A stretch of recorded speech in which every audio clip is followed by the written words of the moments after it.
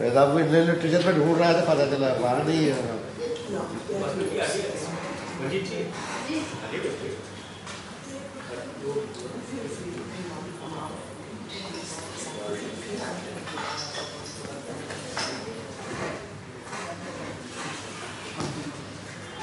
कविता course हुआ था, read design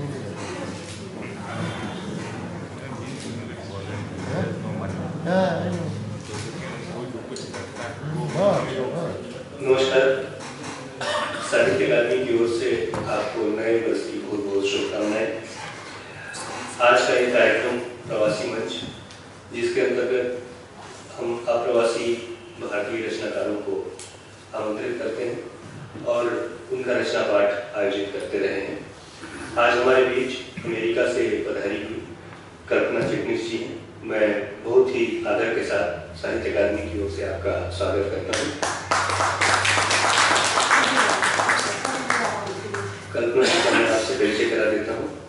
कल्पना Singh Chitnis America में बसी भारतीय अमेरिकी कवयित्री, फिल्म निर्माता और अभिनेत्री हैं। आपने राजनीति शास्त्र में स्नातकोत्तर की उपाधि मगध विश्वविद्यालय बोधगया से और फिल्म निर्देशन की शिक्षा न्यूयॉर्क फिल्म अकेडमी से प्राप्त की है। आपकी हिंदी और अंग्रेजी में 4 कविता संग्रह प्रकाशित हैं। हाल ही में प्रकाशित आपके कविता संग्रह वेरसोल को 2017 के लिए लेबनान के नाजी नामन लिटरेरी पुरस्कार, जो रचनात्मकता के लिए दिया जाता है, प्रदान किया गया। आपको बिहार सरकार के बिहार राजभाषा पुरस्कार, बिहार शिल्प पुरस्कार के अतिरिक्त 2014 में साहित्य और सिनेमा में योगदान के लिए Rajiv Gandhi global excellence award से भी पुरस्कृत किया गया है। आपको 2015 में पेरिस की एक प्रतिष्ठित पत्रिका लेवियोर लिटेरिया के ईस्ट लिटेरिया सम्मान के लिए भी नामित किया गया था। आपकी कविताओं के अनुवाद कई भाषाओं में हो चुके हैं और आपकी कविताएं कई महत्वपूर्ण देशी और विदेशी पत्रिकाओं में बहुत ही सम्मान के साथ प्रकाशित हुई हैं। राजनीति शास्त्र अध्यापन के अतिरिक्त वर्तमान में आप लाइफ एंड लीजेंड्स की मुख्य संपादिका हैं। आप हॉलीवुड के कई फिल्म प्रोजेक्ट पर स्वतंत्र रूप से भी कार्य कर रही हैं। साहित्य अकादमी की ओर से पुनः एक बार कल्पना जी का बहुत बहुत स्वागत और अभिनंदन।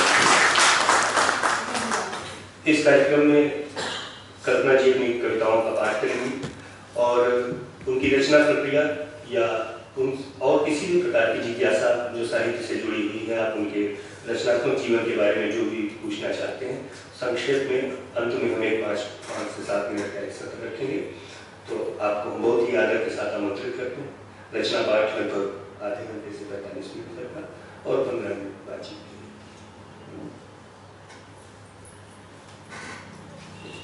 सबसे पहले शुरुआत कहाँ से हो? This is always a big question before a writer and a speaker.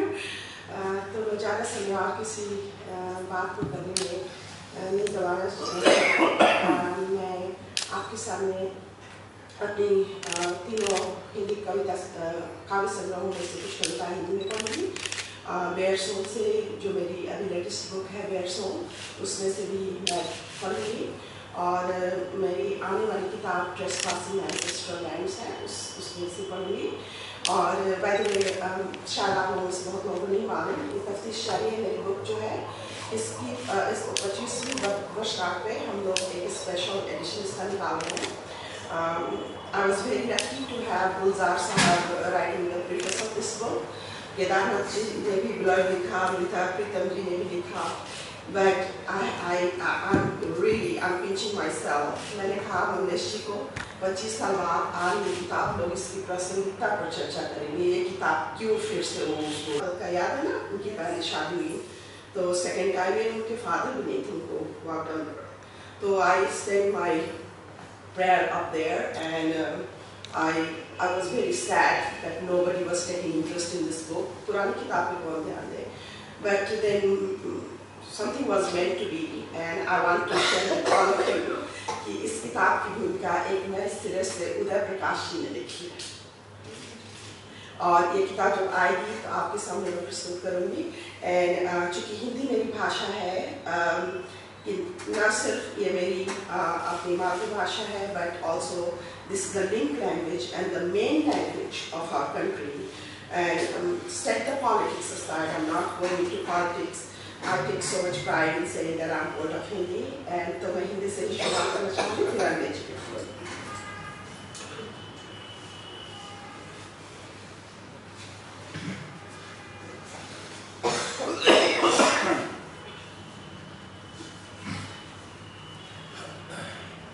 सबसे पहली कविता इसका टाइटल पोम ऑफ तफ्तीश जारी है, इसका वो मैं आपके साथ साझा करना चाहती हूँ। मरने से पहले वह चीखी थी, लड़ी थी, जाहिर था, पर उसकी चीख गई कहाँ, तफ्तीश जारी है। 10 खरोंचे उसके बदन पर और 23 दांतों के निशान, बड़ा अजीब पशु था। डंडे हिलाते, उसके मुंह पर से भिनकती मक्खियां हटाते, तफ्तीश में लगे हैं वो, डायरी में कुछ लिखा जा रहा है। पता करो, गांव में, पहाड़ियों में, जंगलों में, चीख आखिर गई कहाँ। चीख मिले तो शिनाख्त हो पशु की, पर पहाड़ियां चुप, गांव वाले चुप, दिहाड़ी पर आए मजदूर चुप, कुल्हाड़ियां, झाड़ियां सब चुप, चीख नहीं मिली। जंगल को जैसे काट मार गया हो, रात भर सिर्फ वही तो भागता फिरा था उस चीख के पीछे, कभी इस छोर तो कभी उस छोर। फिर ठहर गया था वहां जहां से बंगले का चौकीदार ड्यूटी मुक्त होने के बाद खांसता हुआ चला गया था अपने आउट हाउस की तरफ, और चीख उस रात की टूर डायरी फिर क्लोज होती है।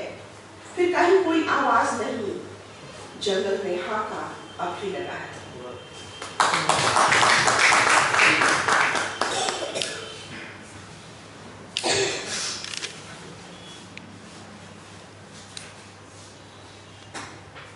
मैं इसमें से 3 कविताएं पढ़ूंगी। दूसरी कविता है स्ट्रीट की लड़कियां, तीसरी कविता है कुटवाड़ी से भागे हुए लोग।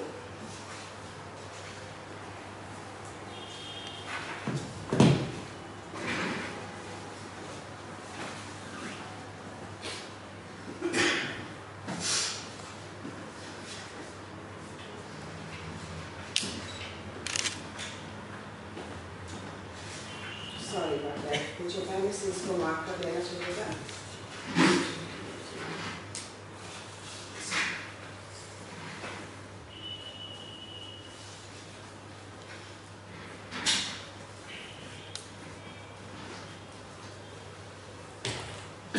कुटवाड़ी के भागे हुए लोग से ही मैं पहले शुरू करती हूँ।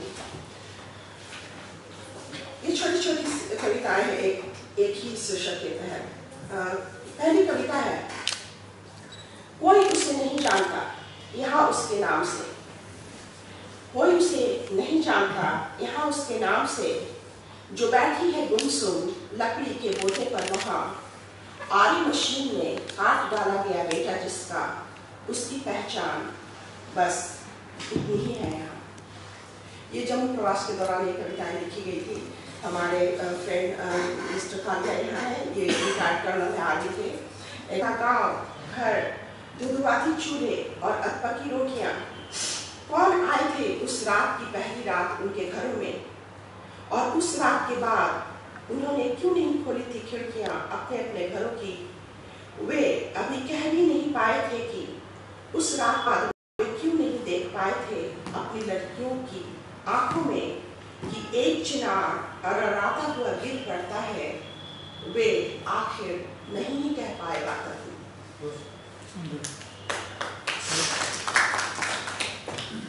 तीसरी कविता है, उनकी स्मृतियों में है उनका घर, उनकी स्मृतियों में है उनका घर, और घर के पिछवाड़े खिला एक अकेला फूल, और वो तब जिसे भागते वक्त घर के बाहर बारिश में भीगता वे छोड़ आए थे उस रात, उनकी स्मृतियों में है, और उनके संवाद कह कहे और मीठी धूल, और वह सब कुछ जिन्हें नहीं ला सके साथ अपने, और उन्हें जिनकी उंगलियां पकड़ वे चारागाहों में दूर दूर तक दौड़ते चले जाते थे कभी बर्फ पिघलने के बाद के दिनों में।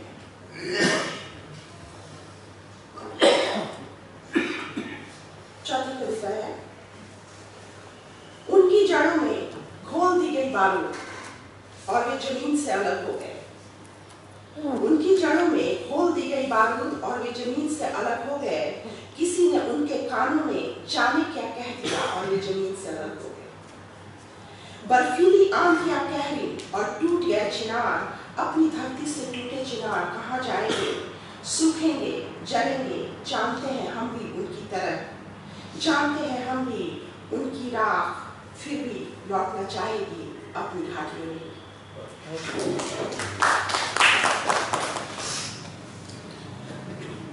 दो छोटी कविताएं इसी सीरीज की हैं। एक छोटी सी लड़की जिससे मैं बात करना चाहती थी और वो बहुत घबराई हुई थी। She was very skeptical to talk to anyone. तंबुओं के बाहर खेलती लड़की नहीं आई हमारे पास। तंबुओं के बाहर खेलती लड़की नहीं आई हमारे पास। हमारे रात बुलाए नहीं आई। वह भागकर अपने तंबू के दरवाजे पर रस्सियां पकड़कर खड़ी हो गई। मानो नहीं घुसने देगी अब वह किसी को भी अपने घर में जिन्हें नहीं पहचानती वह। वे अजनबी चेहरे अब नहीं लौट पाएंगे उसका यह घर। और इसकी आखिरी कविता है एक्चुअली दो छोटी सी। कुछ लोग जो मिलते हैं वहां फिर भी बड़े खुलूस से मानो भय को पराजित कर आए हों। कुछ लोग जो मिलते हैं वहां फिर भी बड़े खुलूस से मानो भय को पराजित कर आए हों। चीड़ों सी मजबूती लिए अखरोट की लकड़ियों से कोमल फेरो। और this was the most pleasant experience there for me कि उस उदासी में भी उस दर्द भरे माहौल में भी जीवन कैसे चलता रहता है। वहाँ उनके घर आई है दुल्हन अपने तंबू से मात्र 10 कदम चलकर अपने घर। शादी देखने को मौका मिला। हमने कहा क्या खाना बच रहा है। उन्होंने कहा शादी हो रही एक तंबू से दूसरे तंबू में। उनके घर आई है दुल्हन अपने तंबू से मात्र 10 कदम चलकर अपने घर। गीत गाए हैं उन्होंने जो नहीं जानते थे कल तक एक दूसरे को। 2 दिनों के लिए भूल गए लोग पहाड़ों से चट्टानों के गिरने की आवाज। 2 दिनों के लिए भूल गए लोग पहाड़ों से चट्टानों के गिरने की आवाज। कहवे में केसर की तरह दुल्हन की वह रात।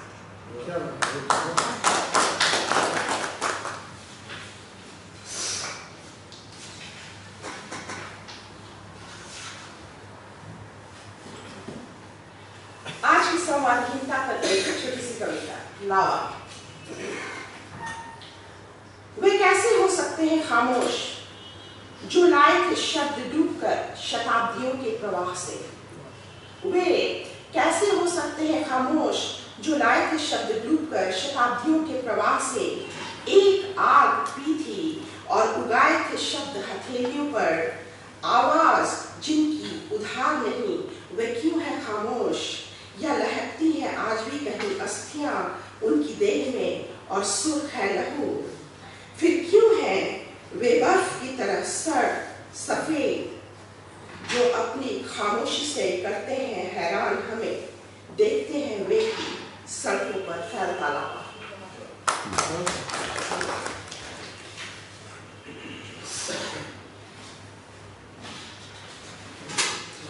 मिल स्ट्रीट की लड़कियां तैयार नहीं थी उस वक्त। अब तैयार हो गई है।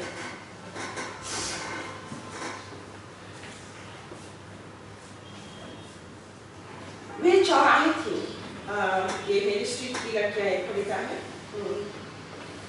वे चौराहे थे जहां तक भिन्न भिन्न दिशाओं से आने के मार्ग तो निर्धारित थे पर वे स्वयं कोई मार्ग या गंतव्य नहीं थी। कोई राह चलता मुस्कुराता उनका पता बताता तो वे जैसी लड़कियों से सहसा पौध और फिर पौध से सहसा वृक्षों में बदल जाती। तीव्र गंधा पुष्पों वाली जो सारा दिन देखती हैं अपने दरीचों और मुंडेरों पर बीतता अपना सूरज और जगमगाती रोशनी से निकलकर अपनी सीढ़ियों पर चढ़ती रात हर रात।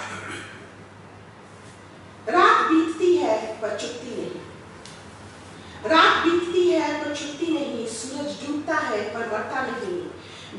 सांझ दुबक जाता है वहीं कहीं उनके आसपास, या किसी लड़की के जाफरानी दुपट्टे के पीछे उसके धड़कते सीने में फिर रात भर तिल मिलाता है।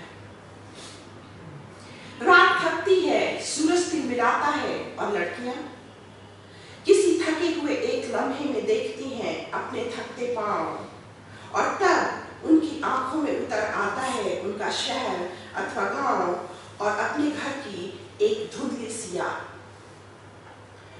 आंगन में बैठकर माँ ने कभी उनकी खनकती हुई हंसी सी एक पायल पहनाई थी उनके पाँव में, याद आता है उन्हें। उस पायल के नन्हे नूपुर अब कितने विकसित हो गए हैं, क्या पता होगा माँ को। उसकी करुण आंखें तो अब भी ताकती होंगी द्वार, नन्हे नन्हे नूपुर बंधे नन्हे पाँव की दिशा में। पर उससे आगे भला कब और कहाँ सोच पाई लड़कियां। जब भी सोचना चाहा, हर बार एक बहस उनके इर्द गिर्द तेज होती चली गई, हर बार एक अधूरी रह जाने वाली बहस। अपने औचित्य और अनौचित्य के हिंडोले पर एक बार फिर जाकर झूमने लगती हैं लड़कियां। तेज और तेज, खूब तेज कहकहों के आतिश में झुलसती चली जाती हैं लड़कियां। हर रात खुद पर से एक नया पतझड़ गुजार देने के लिए ईश्वर जाने कि पतझड़ के मारे उनके पत्तों की जगह हर सुबह कोई नया पत्ता कैसे उगाता है, कि उनका हर जख्म बगैर किसी मरहम ही कैसे भर जाता है। अभिशाप होती हैं लड़कियां या वरदान होती हैं लड़कियां। अभिशाप होती हैं लड़कियां या वरदान होती हैं लड़कियां। होती हैं पुतलियां या सामान होती हैं लड़कियां। चीखती हैं पर क्यों हमारी तरह ये, कोई भी तो नहीं कहता इंसान होती हैं लड़कियां। तो ये 5 कविताएं तफ्तीश जारी है। आपकी हिंदी में एक कविता है जिसमें घरेलू नौकर का जिक्र है, राम। ओ सीताराम। हाँ? सीताराम, रामायण। रामायण वो रामायण पढ़ूं? है तो पढ़िए। अच्छा, मैं निकालती हूँ, जो आपको मेल पे जाए उसी पे है।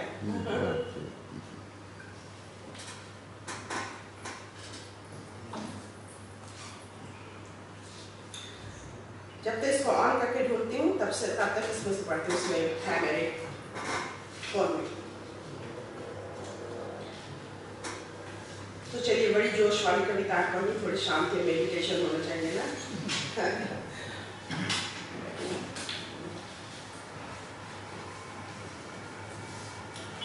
Their poems are very different from how I used to write, and I always wanted to be true to myself as a poet. I didn't want to write what is selling in the market today. Instead, I wanted to write what I really wanted to write about. So, these poems you might find very different from the Fisher here. Very first poem I'm going to read is called Jungle. Let's bear ourselves.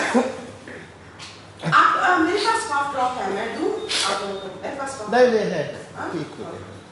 आप please start. Let's bear ourselves and bask in the beauty of the jungle. Let's bear ourselves and bask in the beauty of the jungle.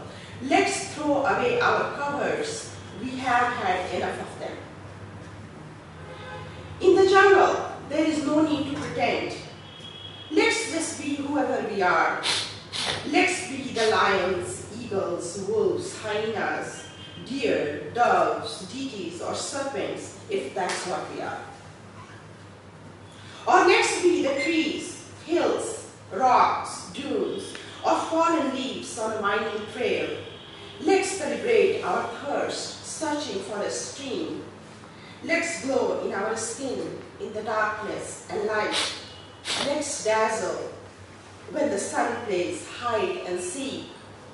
Let's bare our souls and keep the sacredness of the jungle. Let's discover now our wide inner beauty. And this poem is also titled Jungle. This is the second movement. The jungle has caves, but no cages. The jungle has caves, but no cages. It has a freedom unchained for everyone. In the jungle has no rules but one. The jungle has no rules but one, to have no rules but disciplines. The jungle has one language, only to be heard in the silences, and its meaning to be discovered in the outburst of our joy.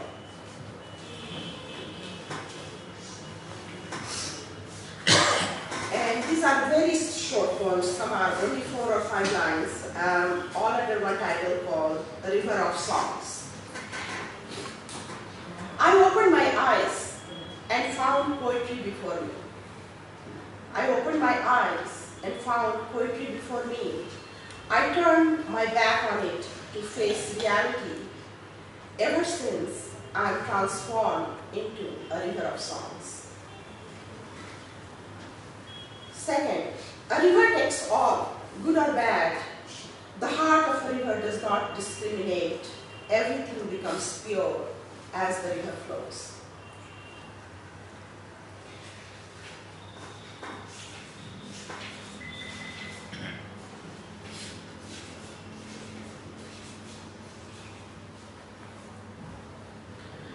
Now I am going to read another poem. The title is Ancient Remorse.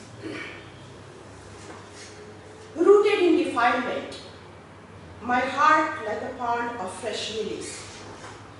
Rooted in defilement, my heart like a pond of fresh lilies. In my silences, I hear the serpents whisper. In my pure intoxication, I let the scorpions crawl right into my heart. In my fearlessness, I do not refuse anything that you have to offer me in the name of love and trust, assurance and appreciation. Neither do I resist my tears as you unveil. Neither do I resist my tears as you unveil. You have given me the glory of testing the sweetest venom of life. You have given me the glory of testing the sweetest venom of life that I accept, challenging my every impending death, promising a new life every time with my last breath.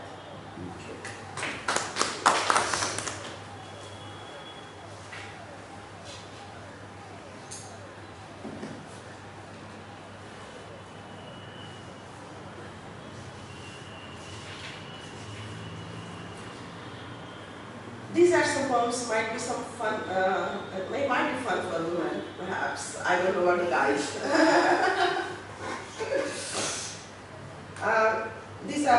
These poems are under the title Rustling Wings. You gave me nothing. I have nothing to take care of. You gave me nothing. I have nothing to take care of, nothing to worry about. You set me free from everything. You took everything away from me and became my prisoner for the lifetime. Every time, second movement is, every time it has been plundered, my wealth has become double. Take my treasures away once again, if needed, without any disguise, great masters. You want me to free you from guilt? You want me to free you from guilt, but I am neither the lock nor the key. Both are in your hands, my friend. Set yourself free. And last poem of the Rustling Wind is, I won't question where you go when you are bewildered. I won't question where you go when you are bewildered, what you do, who you spend your night with. I am neither a beloved nor a wife. I am neither a beloved nor a wife. I am simply your home. My roof is to give the shade you need, and my walls to keep you warm and safe without ever questioning your return. And my windows are to bring air and sunshine, and my door to welcome every time you return. And like no other, my heart like a wind chime to greet you in the rustling winds. And like hairs, I travel in the air when you set out to the destinations known and unknown, only to ensure your safe return home every time when you are lost.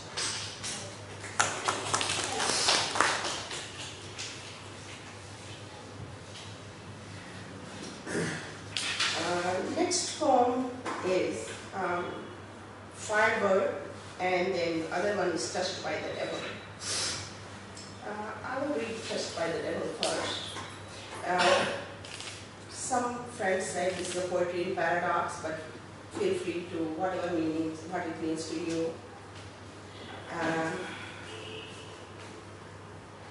I'm a timeless enchantress. I'm a timeless enchantress with many faces, hungry and deceitful.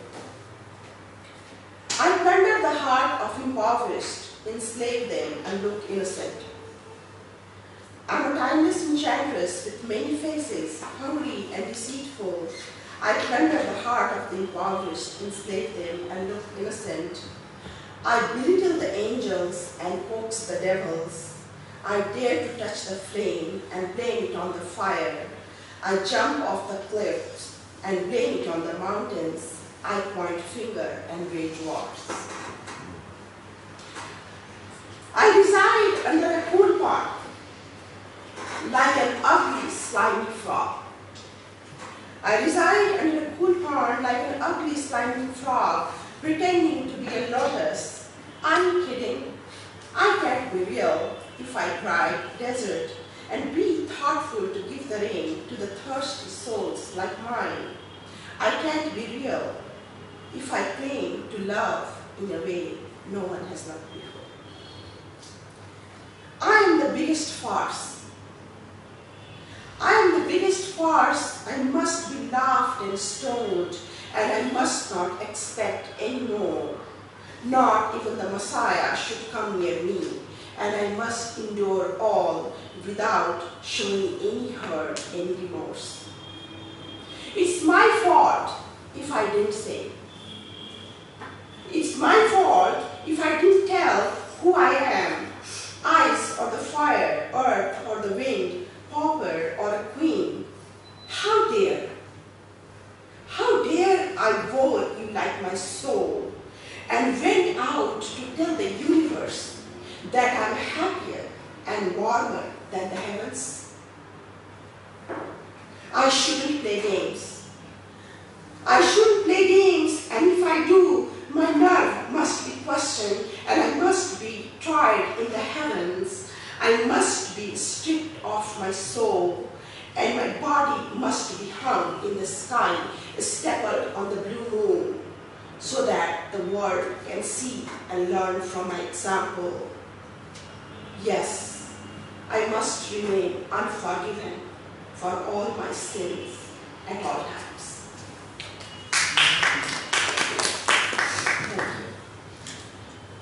I would read one last poem from this book, Bear Soul Firebird, and after that I will read some of my new poems I got on which she asked for.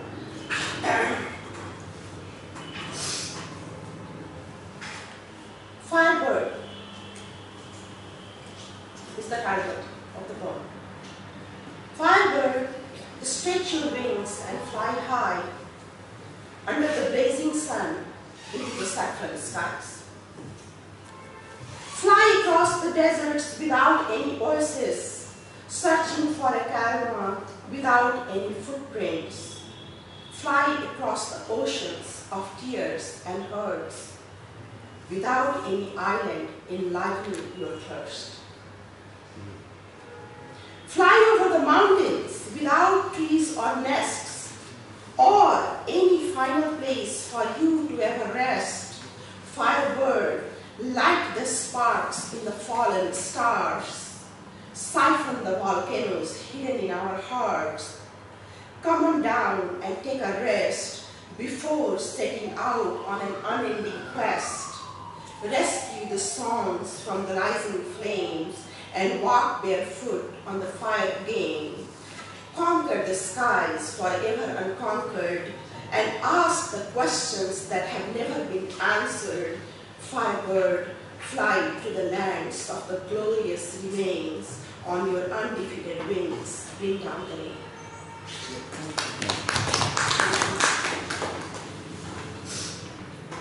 मैं देखती हूँ मेरी कविता रामायण में आ गई है या नहीं।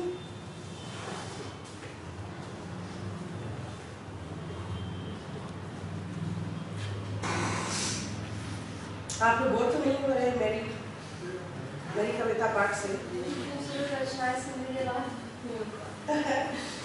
कभी लोग बोर करते हैं, आपको नहीं मालूम। मैं कवियों में से पकड़ के कविताएं सुनाती हूँ।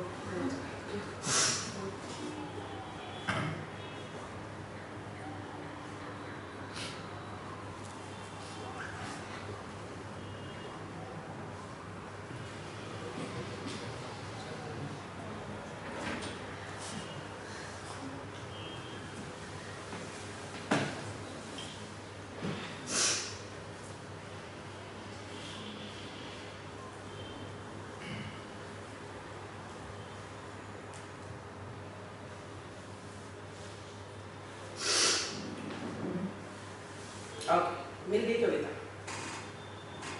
धन्यवाद याद दिलाने के लिए। मैं उसका प्रिंट आउट नहीं लाई थी।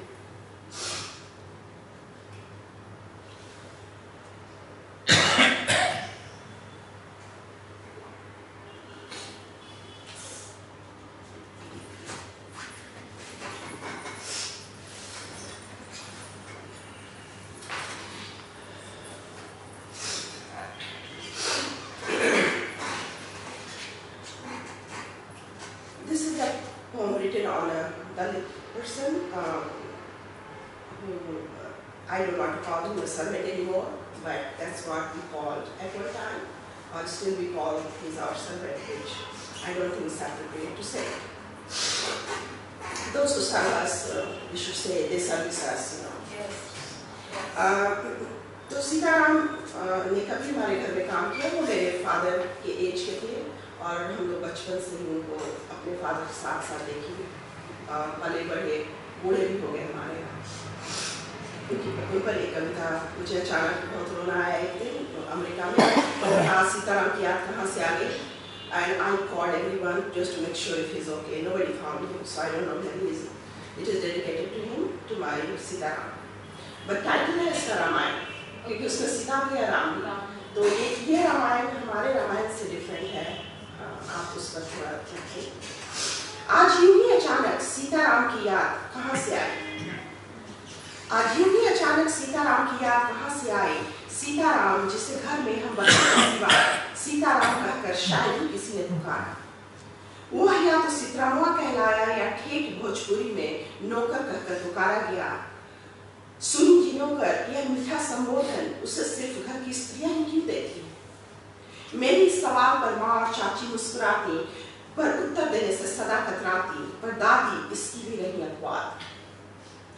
सीतरामुआ जो हर रोज हमारे बर्तन मांजता था, राशन और सब्जियां लाता था, उन्हें धोता काटता था, जो हर हफ्ते टाल से कोयले उठाता था, उसे पत्थर से थूरता था और सुबह सांझ हमारे चूल्हे भरता था। सीतरामुआ जो गर्मी के दिनों में हमारे पानी को ठंडा रखने के लिए नंगे पांव बर्फ खरीदने नई गोदाम चौराहे की दौड़ लगाता था और अपना चप्पल सिर्फ पर्व त्योहार या किसी ब्याह में ही निकालता था। सीतरामुआ जो हर रविवार को बड़े हंडे में पानी उबालता था, उसमें सोडा डालता था, हमारे चादर, तकिए का खोल, तोशक, रजाई और कंबल साफ करता था, उसे छत पर खिली धूप में सुखाता था। अब इस धरती के किस कोने में कैसे और कहां दबा पड़ा होगा? या कि सीतरामुआ मर गया होगा अब तक? कौन था यह सीतरामुआ? एक शोषित बाल मजदूर, भाग्य कमाना एक इंसान या किस्मत का पहलवान?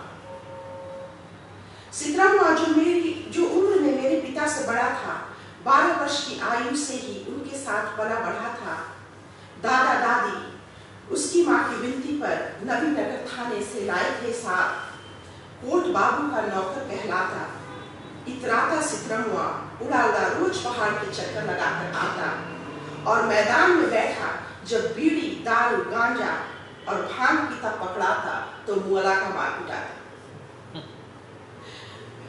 सितरमुआ जो मेरे पोसे हुए कबूतर और मुर्गियां चुराता था, अपने यार दोस्तों के साथ उन्हें मैदान में सेक भूनकर खाता था और रामनवमी के 10 दिन पहले से ही गुड्डियां उड़ाता था। वह सीता का राम नहीं, एक गरीब कहार का बेटा था। ऊंची जाति की शब्दावली में एक नाम जात। उसके दादा परदादा जमींदारों की पालकियां उठाते थे, पर आज उसकी स्मृति मेरे कंधे पर हौले हौले। पर आज उसकी स्मृति मेरे कंधे पर हौले हौले।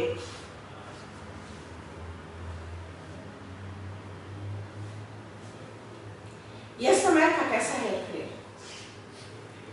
उसकी गुहारें मेरे सीने में और उसके दिल की अनमनाहट मेरे शब्दों में बेचैन।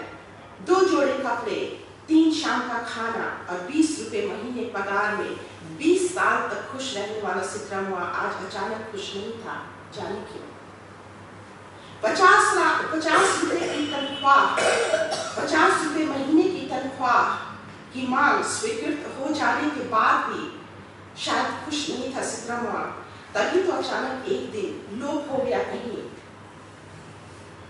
अपनी मां से मिलने की चाह थी उसे, अपनी बहन सुरजी से मिलने की इच्छा, एक सपना चाय की एक दुकान खोलने की और महंत की बेटी के साथ भागकर शादी रचाने की। भागा होगा वह अपने सपनों के पीछे, अपना गेंदराग कंबल छोड़कर बेवकूफ, जिन्हें ओढ़ बिछाकर वह घर के दरवाजे के पास सोता था। सोते हुए भी तो काम ही करता था सितरमुआ। अपनी नींद में हमारा दरबार था वह, और उसी बस्तर पर हम बच्चे उसके मेहमान। जब दिन में झपकियां लेता सितरमुआ, हम कान में खुशी उसकी बीड़ी उड़ा ले जाते और उसके जागने पर उसके संग पत्ते खेलते। दादी हमें उसके कंबल पर बैठने से दुराती और मां से शिकायत कर हमें मम्मा कहलवाती। आज उसका वह मैला कंबल एक जादुई काली, आज उसका वह मैला कंबल एक जादुई काली, जिस पर बैठकर सागर को लांघते 12,000 मील की यात्रा क्षण भर में संभव। पर कहाँ होगा सितरमुआ आज? मालूम नहीं। उसकी चाय की दुकान, उसकी प्रेम कहानी। सारी रात वह अब मेरे सपने में पर्सी लेन की अंधेरी गलियों में अपनी टूटी साइकिल चलाता रहा और मैं भागती रही उसके पीछे, पुकारते हुए उसका नाम, सीताराम, सीताराम, ए सीताराम।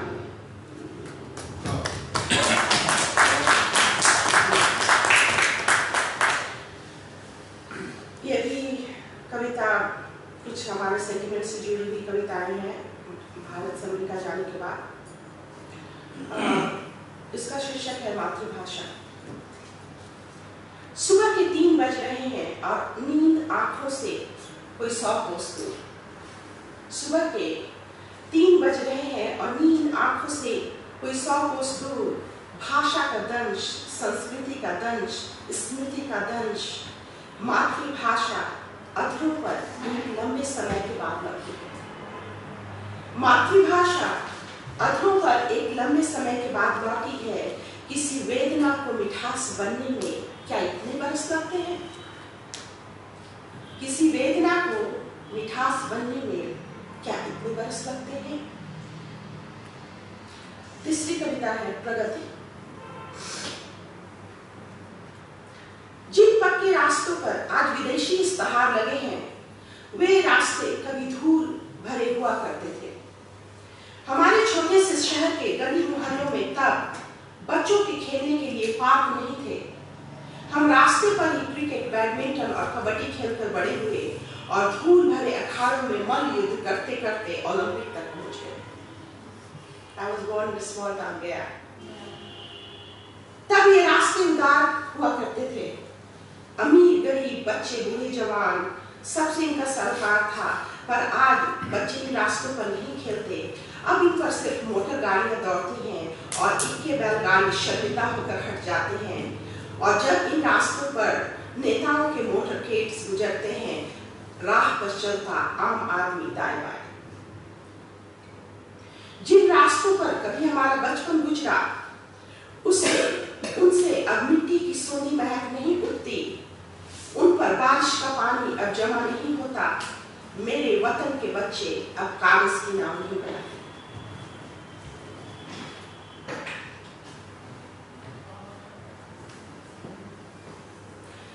एक कविता, इसका शीर्षक है एक गुस्ताखी, मंगलेश की एक गुस्ताखी। एक बहती नदी का, आप शायद इसको बेहतर ज्यादा समझ पाएंगे क्योंकि आपसे बहुत सारी चर्चा की है बहुत चीजों की। एक बहती नदी का कोई दायरा नहीं, मत करो उसे बांधने का प्रयास, मत करो कोशिश एक बक्से में उसे बंद करने की। एक बहती नदी का कोई दायरा नहीं, मत करो उसे बांधने का प्रयास, मत करो कोशिश एक बक्से में उसे बंद करने की। तुम्हारे वाद प्रतिवाद से उसे कुछ भी लेना देना नहीं, तुम्हारे तर्क वितर्क के दोनों तटों के बीच से वह बहती हुई निकल जाएगी। तुम्हारे तर्क वितर्क के दोनों तटों के बीच से वह बहती हुई निकल जाएगी। उसे अपनी लाल, पीली, नीली और हरी पताकाओं के नीचे नहीं ढूंढना। उसकी पताका धरती के ऊपर लहराता आसमान, उसके पानी का कोई रंग नहीं, उसके प्यासों का कोई वर्ण नहीं। एक गुस्ताखी है वह बिना किसी क्षमा याचना के। एक गुस्ताखी है वह बिना किसी क्षमा याचना के, बिना किसी नारे की एक क्रांति। उसकी निरपेक्षता पर कोई बाजी तुम कभी मत लगाना, हार जाओ। उसकी निरपेक्षता पर कोई बाजी तुम कभी मत लगाना, हार जाओगे।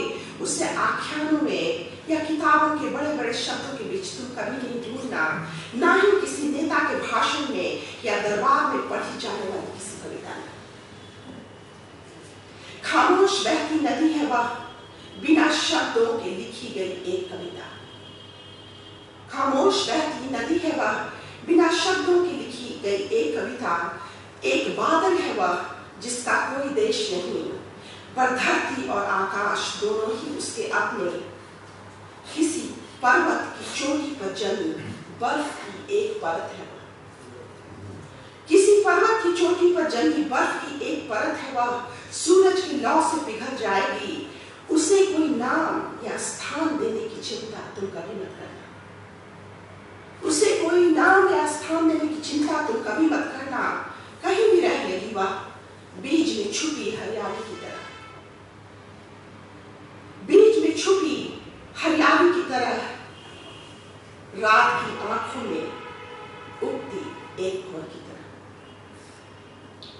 सूरज की रौ से पिघल जाएगी वह, उसे नाम या स्थान देने की चिंता तुम कभी मत करना।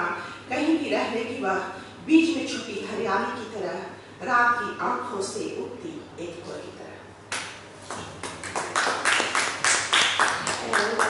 Looking at time, I will just read a few poems from my upcoming poetry collection, Pravasi Manch Sisterland. And if I'm going about time, please feel free to stop me. But I think this will conclude my journey, or I will make a full circle, starting from India, coming back to US, and again back to India.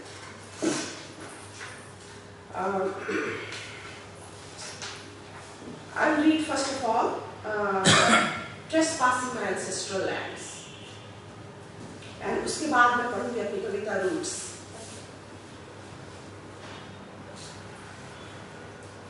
बिना visa passport के तो कहीं जा सकते नहीं है। I was given a card, identity card, to visit Dalai Lama and to listen to his lectures, and it was written foreigner on it. तो मुझे वीसा पासपोर्ट लेना पड़ता है जाने के लिए अपने देश में भी, and I was a foreigner in my hometown. So देखिए मैं अपनी यात्रा कैसे करती हूँ बिना वीसा पासपोर्ट के। Trespassing my ancestral lands. In my dreams, I often trespass my ancestral lands, looking for centuries hidden in the hills, finding the history lost in the sand, searching searching for an oracle safe in the ruins, not to be found and read. I often venture without any food and water. I often venture without any food or water in the land of 5 rivers, emerging through the passages of a glorious civilization. I have no shoes, only my garb and a scarf that I am afraid of losing to the desert winds. An amulet is strung around my neck, reads an ayat of Quran. An amulet strung around my neck reads an ayat of Quran. May Almighty bless the daughter of an idol worshipper, out to defy the borders and demarcations.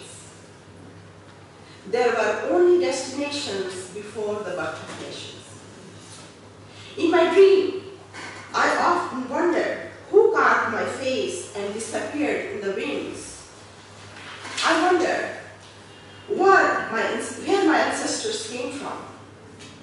Were the alien Mughals or Turk, Greek, Mongol or Tughlaq?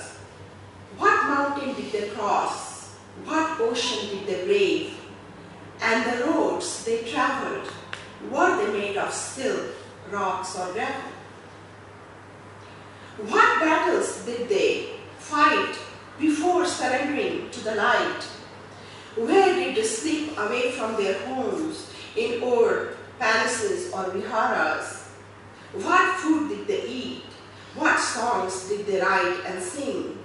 Did they speak Sanskrit, Prakrit, Farsi or Pashto? I run bewildered in the desert like a dervish. I run bewildered in the desert like a dervish, like a Sufi, leaving behind a trail of songs for a caravan lost in the desert storms.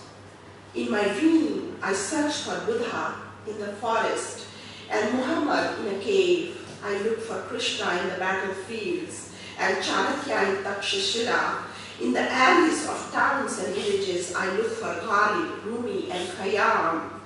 In the temples, I look for Mira, Kabir and Tulsi and Rama in a Gurukul. In my dreams, I remain uncaptured. In my dreams are valid. In my dreams, I sleep in 7 continents. In my dream, I sleep in 7 continents and rise with the sun on the roof of the universe. An angel hovers over me in the skies, flapping wings, shedding colors, protecting my dreams that can never be a part of the history you will ever like to write. मेरे पास कविता एक और पढ़ने का समय हो, एक छोटी सी कविता पढ़ना चाहूँगी. बस, it should be fine. Now I'm in conflict. Should I read America or should I read Roots? ये दोनों छोटी हैं, मैं पढ़ दूँ, 2 पढ़ सकती हूँ. छोटी कविता है, America and Roots. क्योंकि दोनों देश मेरे अपने हैं, तो this poem is dedicated to America. नहीं तो अमेरिका वाले बोले देखो जाके हिंदुस्तान में पूरी हिंदुस्तानी हो गई है, हमें भूल गई है. This is dedicated to America. This time when I boarded the plane to return to the US, my home, I felt a peace within. This time when I boarded the plane to return to the US, my home, I felt a peace within, a peace that had finally returned to me after 20 years. This time, I did not fly on the wings of imaginations or dreams. I flew on the wings of aluminum and steel that will finally take me home, away from my home. Would that make me a lesser daughter, sister, friend, or a patriot? Would that make me a lesser daughter, sister, friend, or a patriot if I'm not able to see the land below, rising from the ground up in the air, with my eyes filled with tears, saltier than my Indian Sea? Would that be unfair to say that my exile is a safe island, still quivering in hope among hundreds of faces sitting in the plane, I could easily identify the face of America. Among hundreds of faces sitting in the plane, I could easily identify the face of America, and its smile served to me like a warm blanket in my seat for me to peacefully fall asleep, to migrate into my soul silently, no longer in search of a land of opportunities, but love that knows no boundaries of nations, my ultimate destination. And this last poem is dedicated to my mom, and the poem is Roots. And this is the last poem I wrote before leaving the United States, coming to India.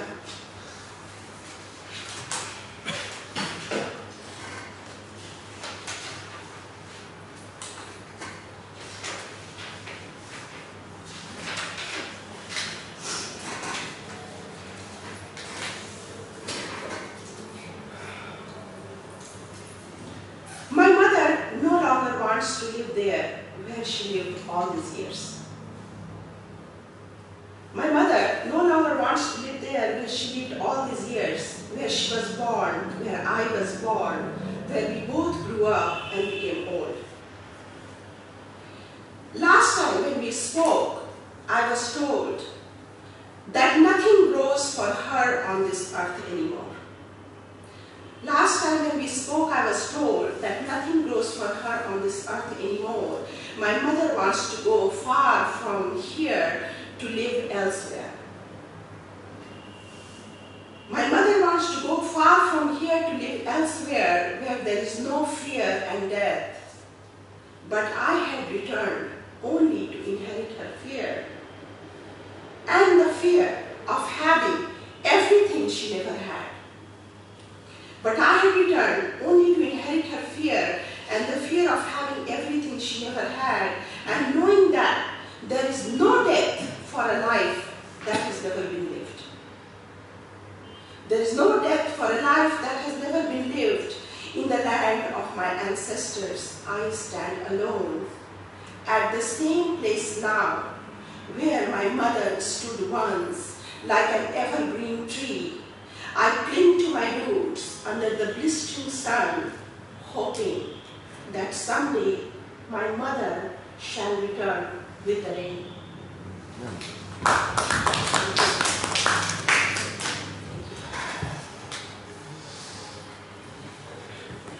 बहुत बहुत धन्यवाद कल्पना जी। कल्पना जी की कविताएं सुनते हुए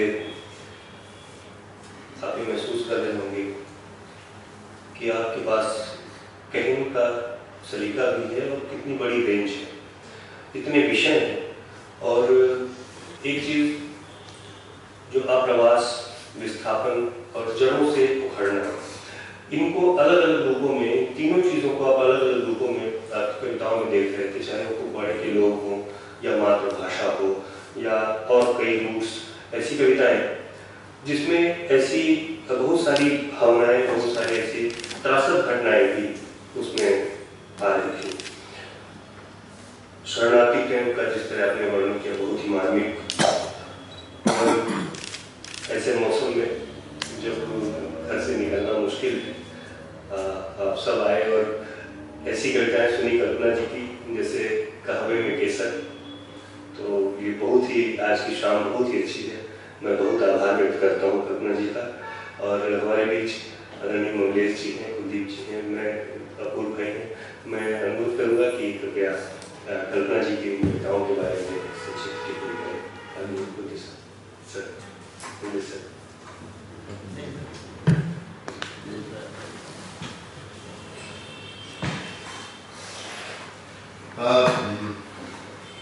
धन्यवाद कल्पना जी, बहुत अच्छा लगा।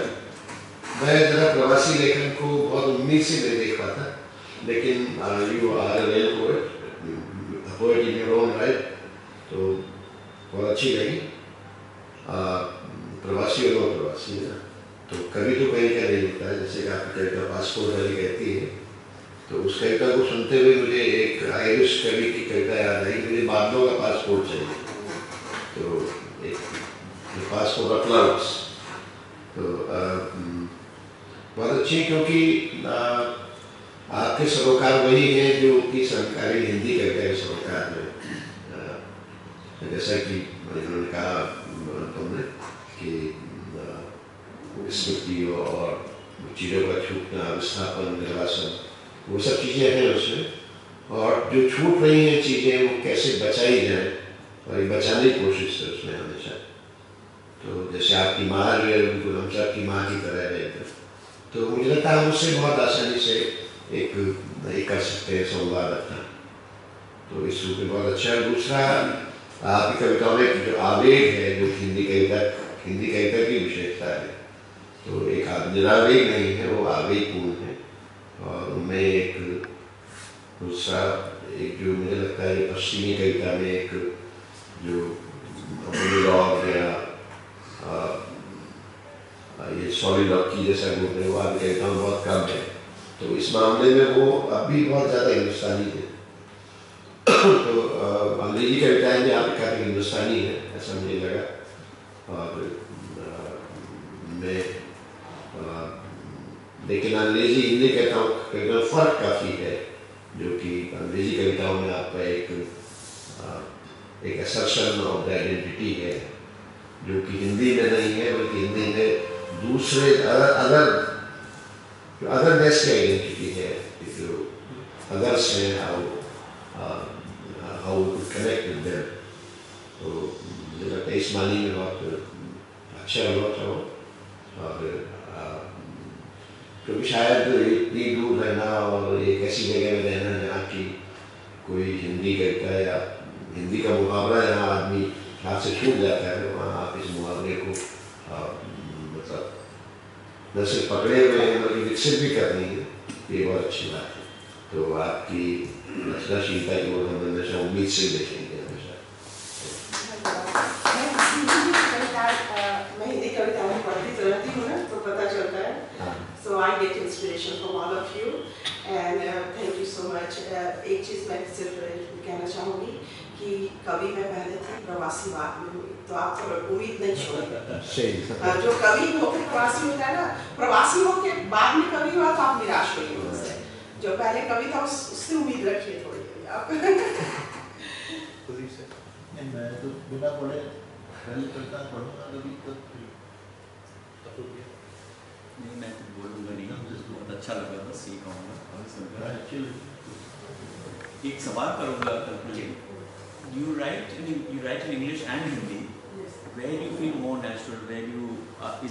Are you able to write in both the languages with equal fluency? Yes, it's just a calling, because I lived half my life in US and half in America. It's exactly the same.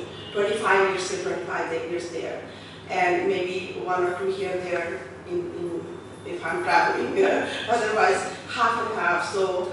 I really felt when I started to dream in English, I was confident enough to write in English, and it just came naturally to me. Just like a river is a metaphor of my life, as like a river splits, it's the same river, and one goes a different direction, other goes in the different direction.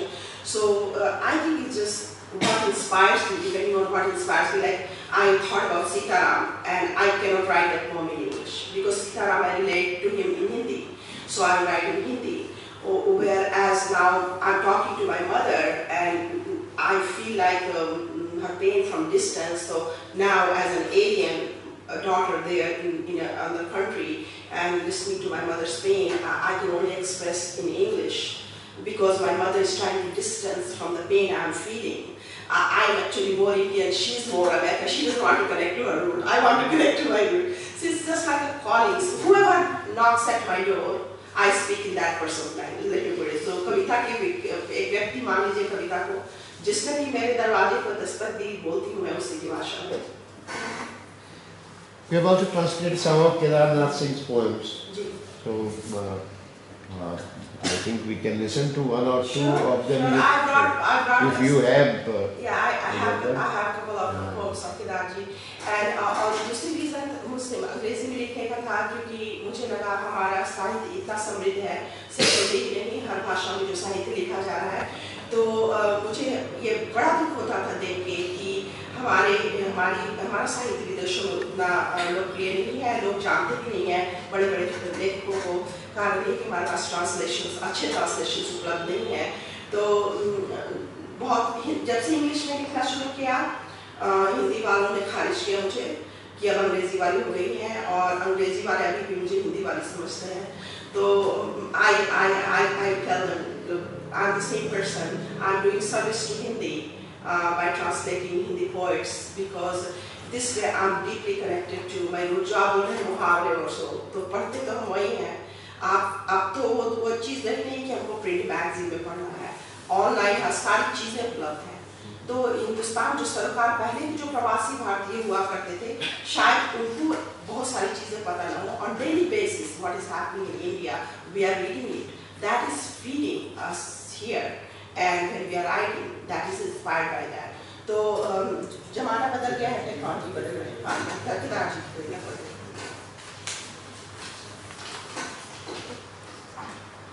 काश इसका हिंदी भी होता, लेकिन हिंदी तो आप लोग जान ही जाएंगे। मैं दो कविताएं पढ़ती हूँ।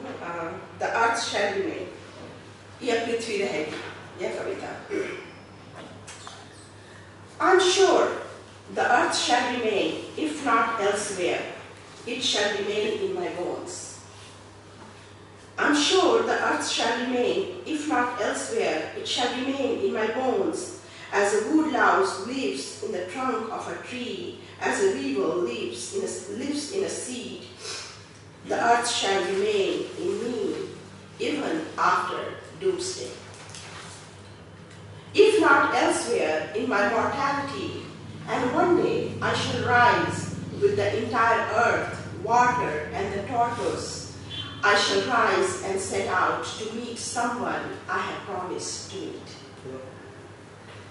And छोटी सी दूसरी कविता है liberation, मुक्ति. Able to find no path of liberation, I have sat down to write. Able to find no path of liberation, I have sat down to write. I want to write tree, knowing that writing tree is becoming a tree.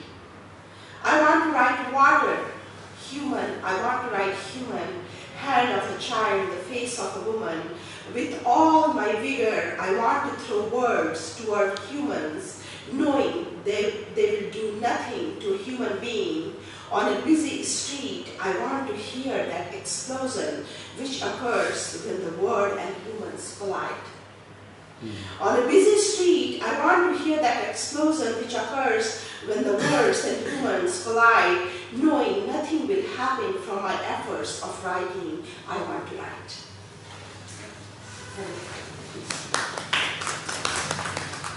Sorry, Kalpana ji, आपसे एक छोटा सा प्रश्न है। कहते हैं हम दरिया हैं, हमें बहने का हुनर मालूम है, जिस तरफ चल पड़ेंगे रास्ते बन जाएंगे। भारत से होते हुए आप अमेरिका गए, अमेरिका से होते हुए दोबारा भारत की तरफ आप गए। भाषाई भिन्नता को अगर छोड़ दिया जाए, अगर कल्चर और संस्कृति की बात की जाए, which finds you more comfortable, which finds you that touches your heart and roots? My language is the most important thing for me when I think about my culture. And it is a painful situation that the language we speak and we write literature in is not well recognized in other countries. अगर यहाँ जो सारे लोग बैठे हैं इनसे पूछ लीजिए, उन्होंने स्पेनिश राइटरों को पढ़ा है, जर्मन को पढ़ा है, फ्रेंच को पढ़ा है, और बट आप जाके अभी कहीं अपने ही देश में साउथ के लोगों से पूछ लीजिए, उन्होंने मंगलेश दरबार को पढ़ा है कि केदारनाथ सिंह को पढ़ा है या उदय प्रकाश को पढ़ा है, तो शायद वो बोले ना। लेकिन वही लोग बाहर के सारे विदेशों की रचनाएं जो ट्रांसलेट उनको पढ़ा है। So for me, my language is also part of my culture, and that touches me most when I speak in my language. When I write in my language, I feel very closely connected to my culture. And of course, after that is food. Second, unless we eat Indian food, we are not satisfied. We still cook 3 meals a day. But then comes clothing, because clothing we do wear, but special occasions, Indian kapde nikle nahi to as other Americans dress up. बहुत बहुत धन्यवाद। कल्पना जी की कविताएं इतनी अच्छी हैं कि